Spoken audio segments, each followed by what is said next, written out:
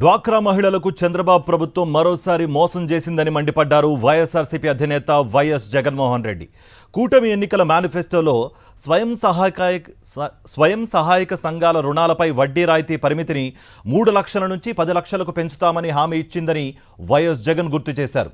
అయితే అధికారంలోకి వచ్చిన తర్వాత ఆ హామీని అమలు చేయకుండా ప్రభుత్వం చేతులెత్తేసిందన్నారు.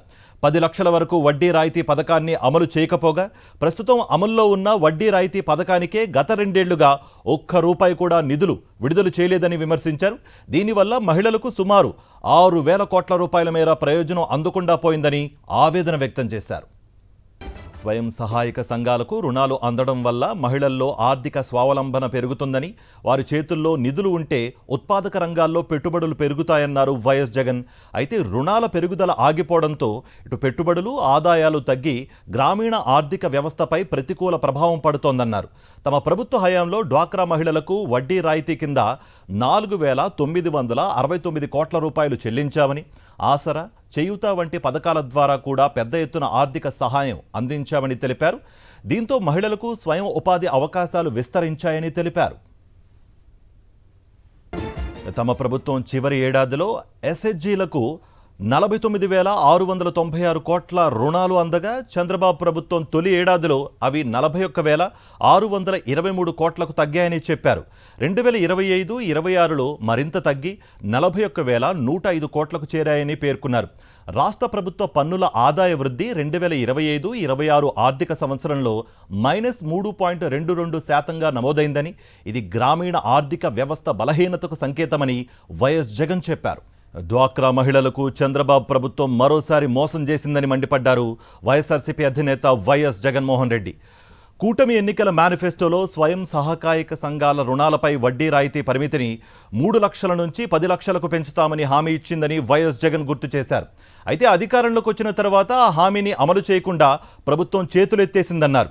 10 లక్షల వరకు వడ్డీ రాయితీ పథకాన్ని అమలు చేయకపోగా ప్రస్తుతం అమల్లో ఉన్న వడ్డీ రాయితీ పథకానికే గత 2 ఏళ్లుగా ఒక్క రూపాయి కూడా నిధులు విడుదల చేయలేదని విమర్శించారు. దీనివల్ల మహిళలకు సుమారు 6,000 కోట్ల రూపాయల మేర నష్టం జరిగిందని కూడా వాపోయారాయన.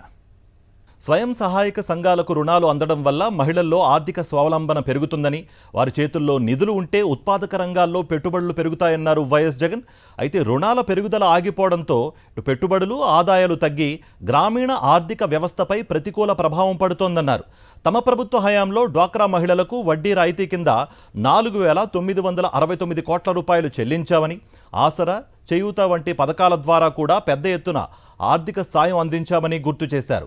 దీంతో మహిళలకు స్వయం ఉపాధి అవకాశాలు విస్తరించాయని తెలిపారు.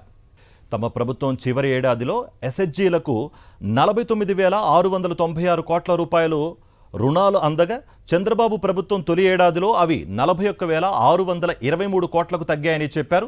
2025-26లో మరింత తగ్గి 41,105 కోట్లకు చేరాయని పేర్కొన్నారు.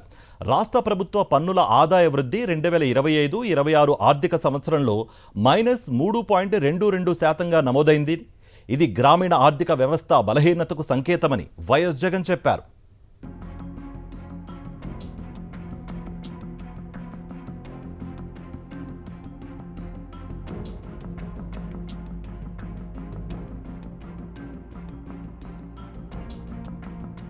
మరిన్ని అప్డేట్స్ కోసం ఛానల్ ను సబ్స్క్రైబ్ చేయండి. నోటిఫికేషన్స్ కోసం బెల్ ఐకాన్ పై క్లిక్ చేయండి.